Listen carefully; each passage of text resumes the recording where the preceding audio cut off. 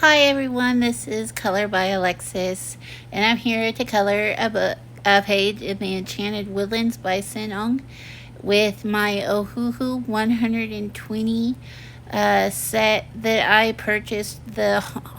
Um, it's a, I can't talk. It's a Ohuhu Honolulu 2B 120 set. And I realized filming this that you can't really see when I show you the markers, but at the end of the video, I write them all down for you, so don't you worry about that. So here I am just coloring the the page, and I'm gonna be reading you something that I found on the internet. It's a short story, and I don't have money for music right now, so I'm trying to improvise. So I hope you like this video. And if you want, you could just mute it and listen to your own music. That would be awesome. Okay, here, let me see here. The Landlord by Ronald Dahl. Billy Weaver had traveled down from London on the slow afternoon train with his change at Sweden on the way. By the time, or Swindon, by the way, and by the time he got to Bath, it was about 9 o'clock in the evening, and the moon was coming out of a clear, starry sky over the houses opposite the station entrance. But the air was deadly cold, and the wind was a flat blade of ice on his cheeks. "Excuse me," he said, "but is there a fairly cheap hotel not too far away from here?" "Try the Bell and Dragon," the porter answered, pointing down the road. "They might take you in. It's about a quarter of a mile along the other side." Billy thanked him and picked up his suitcase and set out to walk the quarter mile to the Bell and Dragon. He had never been to Bath before. He didn't know anyone who had lived there. But Mr. Glenslade at the head office in London had told him it was a splendid city. "Find your own lodging," he had said, "and then go along and report to the branch manager as soon as you got yourself settled." Billy was 17 years old, and he was wearing a new navy blue overcoat, a new brown tribby hat, and a new brown suit. He was feeling fine. He walked briskly down the street. He was trying to do everything briskly these days. Briskness, he had decided, was the one common characteristic of all successful businessmen. The big shots up at the head office were absolutely, fantastically brisk all the time, and they were amazing. There was no shops on the wide street that was walking along, only a line of tall houses on each side, all of them identical. They had porches and pillars and 4 or 5 steps going up to their front door, and it was obvious that once upon a time they had not been very swanky residences. But now, even in the darkness, he could see that the paint was peeling and the woodwork on the doors and windows, and that the handsome white facades were cracked and blotchy from neglect. Suddenly, in a downstairs window that was brilliantly illuminated by the street lamp, not 6 yards away, Billy caught sight of a printed notice propped up against the glass in one of the upper panes. It had said "Bed and Breakfast." There was a vase of yellow chrysanthemums. You could laugh at that because I did. I can't talk. Just go with it. Okay. Tall and beautiful, standing just underneath the notice. He stopped walking. He moved a bit closer. Some sort of velvety material were hanging down on either side of the window. The flowers looked wonderful beside them. He went right up and peered through the glass in the room, and the first thing he saw was a bright fire burning in the hearth. On the carpet in front of the fire, a pretty little Dachshund was curled up asleep, with his nose tucked up into his belly. The room itself, so as far as he could see in the darkness, was filled with a pleasant furniture. There was a baby grand piano and a big soft sofa and several plump armchairs, and in one corner he spotted a large parrot in a cage.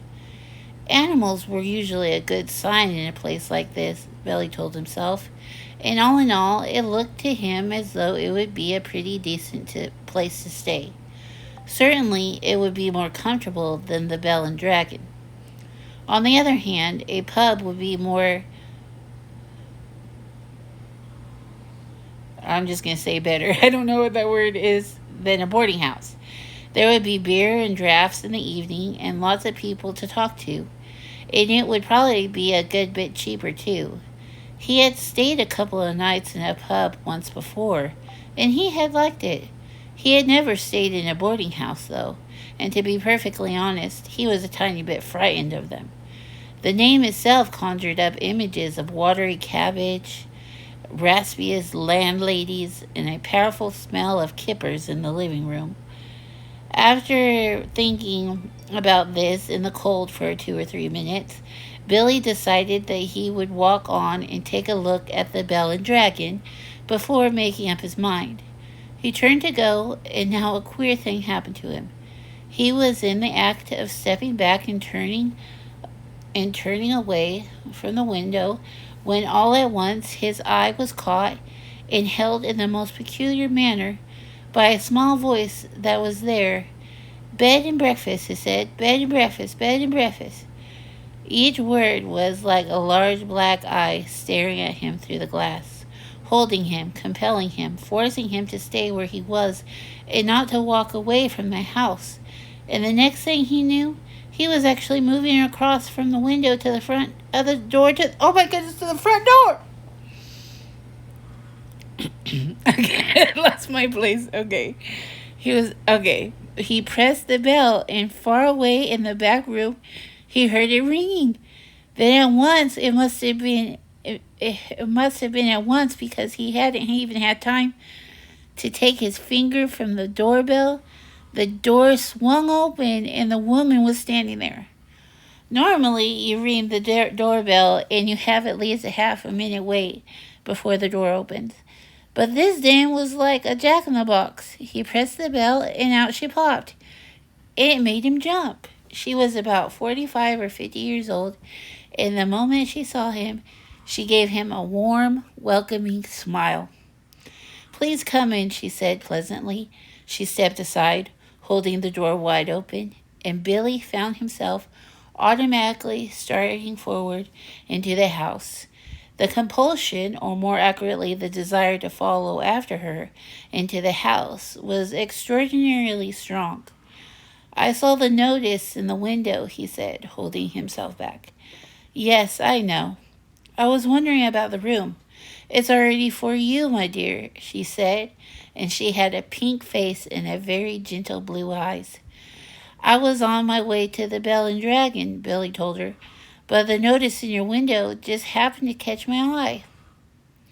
My dear boy, she said, why don't you come in out of the cold? Well, how much do you charge? 5 and 6 pence at night, including breakfast. It was fantastically cheap. It was less than half what he had been willing to pay. If that is too much, she added, then perhaps I could reduce it just a tiny bit. Do you desire an egg for breakfast? Eggs are expensive. You know they're expensive. It would be 6 pence less without the egg. 5 and 6 pence is fine, she said. He said, I should like it very much to stay here. I knew you would. So come on in. She seemed terribly nice. She looked exactly like the mother of one's best school friend welcoming one into the house to stay for the Christmas holidays. Billy took off his hat and stepped over the threshold. Just hang in there, she said, and let me help you with your coat.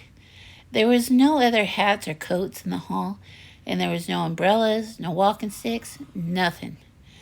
We have it all to ourselves, she said, smiling over his shoulder. Ooh, creepy, right? Creepy, right? Okay. I'm not going to ad lib here. I'm just going to keep on going with the story. You see, it isn't very often I have the pleasure of taking a visitor into my little nest. The old girl is slightly dotty, Billy told himself, but at 5 and 6 pence at night, who gives a damn about that? I should have thought you'd be simply swamped with applicants, he said politely. Oh, I am, dear, I am, of course I am. But the trouble is that I'm inclined to just a teeny weeny bit choosy and peculiar, if you see what I mean. Yeah, sure. But I was always ready. Everything is always ready, day and night in this house, just on the off chance that an acceptable young gentleman will come along. And that is such a pleasure, my dear, such a very great pleasure. When now and again I open the door and I see someone standing there who is exactly right. She was halfway up the stairs and paused with one hand on the stair rail, turning her head and smiling down at him with pale lips. Like you, she added, with her blue eyes traveling slowly all the way down, up and down the hill. Looking him up and down, he was violated. On the first floor landing, she said to him, This floor is mine. They climbed up the second flight. And this one's all yours. She said, Here's your room. I do hope you'll like it. She took him to a small but charming front bedroom, switching on the light as she went in. The morning sun comes right in the window, Mr. Perkins. It is Mr. Perkins, isn't it? No, he said. It's Weaver. Mr. Weaver. Oh, how nice. I've been a water bottle between the sheets to air them out. Mr. Weaver, it's such a comfort to have a hot water bottle and such a strange bed with clean sheets, don't you agree? And you may light the gas fire at any time if you feel chilly. Thank you, Billy said. Thank you ever so much. He noticed that the bedspread had been taken off the bed and that the bedclothes had already neatly turned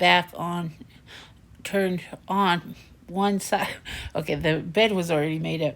I'm so glad you appeared, she said, looking earnestly into his face. I was beginning to get worried. That's all right, Billy answered brightly. You mustn't worry about me. He put his suitcase on the chair and started to open it. And what about supper, my dear? Did you manage to get to eat before you came here? I'm not a bit hungry, thank you, he said. I think I'll just go to bed as soon as possible, because tomorrow I've got to get up rather early and transport to the office. Very well, then. I'll leave you now so you can unpack. But before you go to bed, would you be kind enough to pop in the sitting room and sit on the floor and maybe sign a book? Everyone has to do that because it's the law of the land, and we don't want to go breaking any laws at this stage in the proceeding, do we? She gave him a little wave of the hand and went quickly out of the room and closed the door. Okay. I have to admit something. I did not read this story before I picked it. So whatever happens in this story, just remember, I'm listening too. Okay. I'm going to keep going. Now the fact that this landlady appeared to be slightly off her rocker didn't worry Billy in the least. After all, she was only harmless. There was no question about it. But she was also quite obviously a kind and generous soul. He guessed that she had probably lost a son in the war or something like that and had never got over it.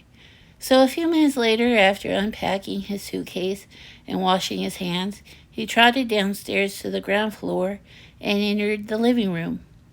His landlady wasn't there, but the fire was glowing in the hearth, and the little Dutch hand was still asleep in front of it. The room was wonderfully cozy, and what a lucky fellow, he thought, rubbing his hands, and this is a bit of all right. Okay, whatever. He found the guest book lying open on the piano, So he took his pen and wrote down his name and address. There were only two other entries above his on the page, and as always does with guest books, he started to read them. One was a Christopher Mulholland from Cardiff. Another was Gregory W. Temple from Bristol. That's funny, he thought suddenly. Christopher Mulholland, it rings a bell. Now, where on earth have I heard that unusual name before? Was it a boy at school? Nah, it wasn't that.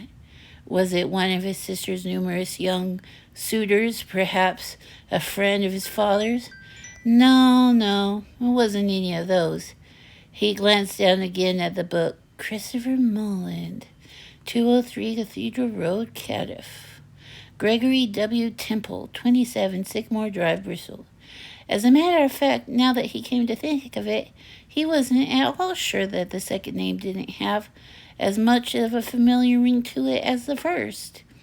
Gregory Temple, he said aloud, searching his memory. Christopher Mulholland? Such charming boys, a voice behind him answered, and he turned and saw his landlady sailing into the room with a large silver tea tray in her hands. She was holding it well out in front of her and rather high up, as though the tray were a pair of reins on a frisky horse. They sound somehow familiar, he said. Do they? How interesting. I'm almost positive I've heard those names before somewhere. Isn't that queer? Maybe it was in the newspaper. Weren't they famous in a way? Weren't they, like famous cricket or footballers or something like that?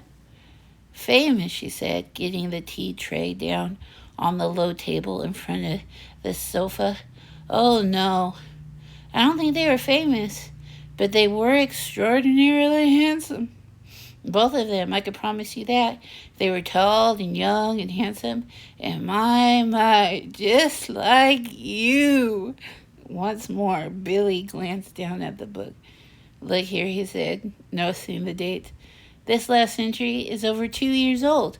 Is it? Yes, indeed. And Christopher Mulholland is nearly a year before that. More than 3 years ago. Dear me, she said, shaking her head and heaving a dainty little sigh. I would never have thought it. How time flies away from us all, don't we, Mr. Wilkins? It's Weaver. My name is Billy Weaver. Oh, yeah, that's it, she cried, sitting down on the sofa. How silly of me. I do apologize. In one ear and out the other. That's me. Isn't it, Mr. Weaver? You know something, Billy said, something that's really quite extraordinary about all this? No, dear, I don't. Well, you see, both of those names, Mulholland and Temple, I not only seem to remember each of them separately, so to speak, but somehow or another, in some particular way, they both appear to be sort of connected together as well, as though they were both famous for the same sort of thing. You see what I mean? Like Dempsey or Tunney, for example, or Churchill and Roosevelt. How amusing, she said. But come over here now and sit down beside me on the sofa. I'll give you a nice little cup of tea and ginger biscuit before you go to bed. Oh, you really shouldn't have bothered, Billy said. I didn't mean you to do anything like that. He stood by the piano, watching her as she fussed about with the cups and saucers. He noticed that she had small, white, quickly moving hands and red fingernails. I'm almost positive it was in the newspaper I saw them, Billy said. I'll think of it in a second. I'm sure I will. There was nothing more tantalizing than a thing like this which lingers just outside the borders of one's memory. He hated to give up. Now, wait a minute.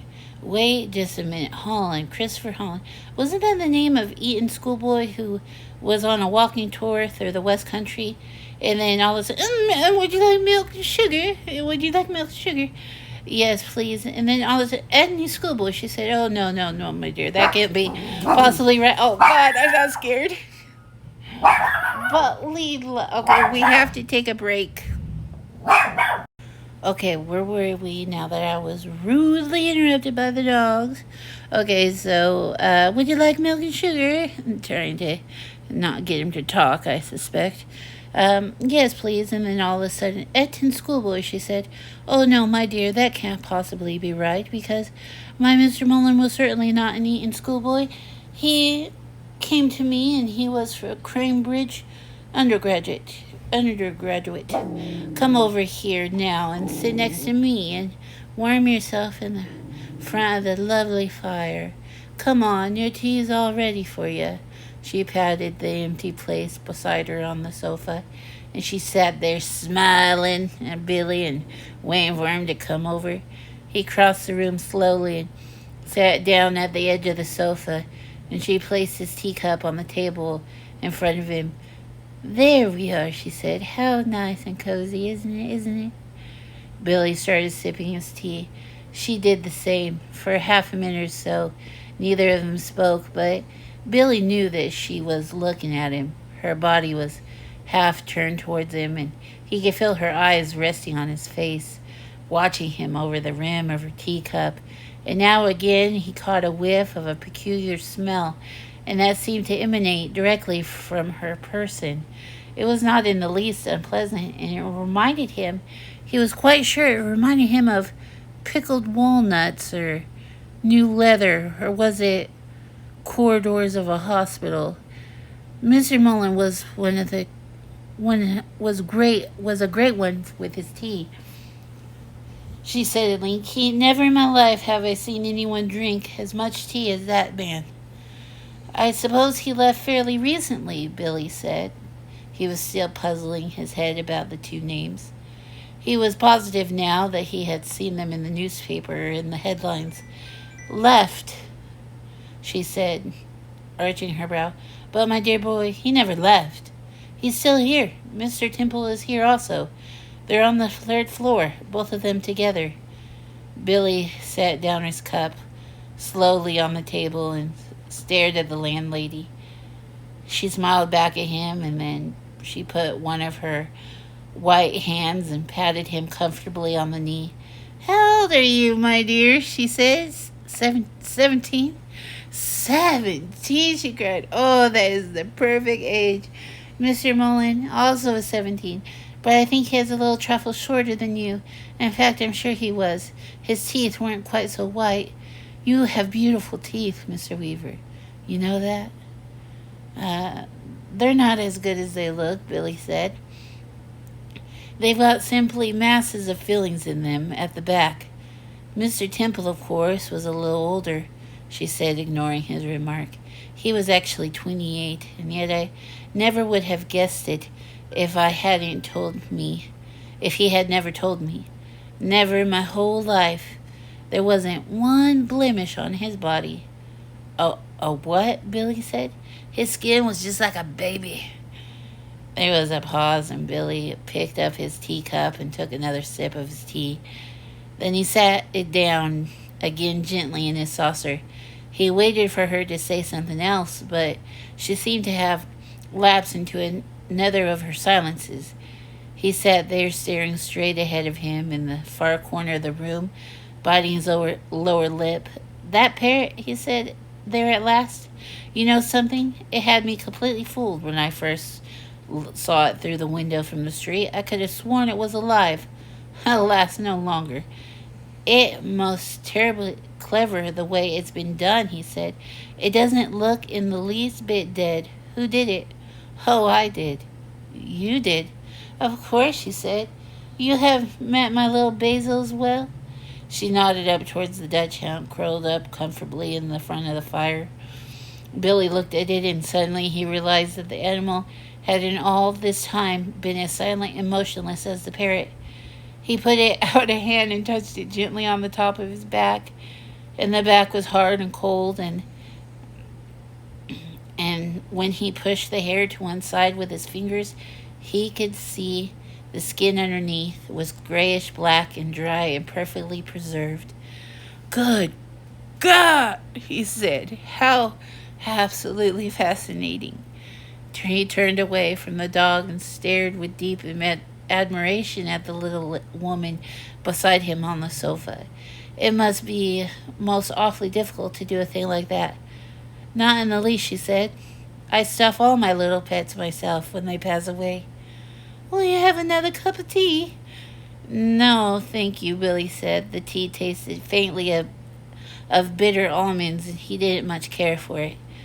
You did sign the book, didn't you? Oh, yes.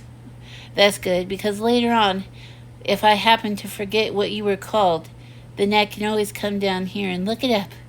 I still do that almost every day with Mr. Holland and Mr. Temple, Billy said. Yeah, Gregory Temple.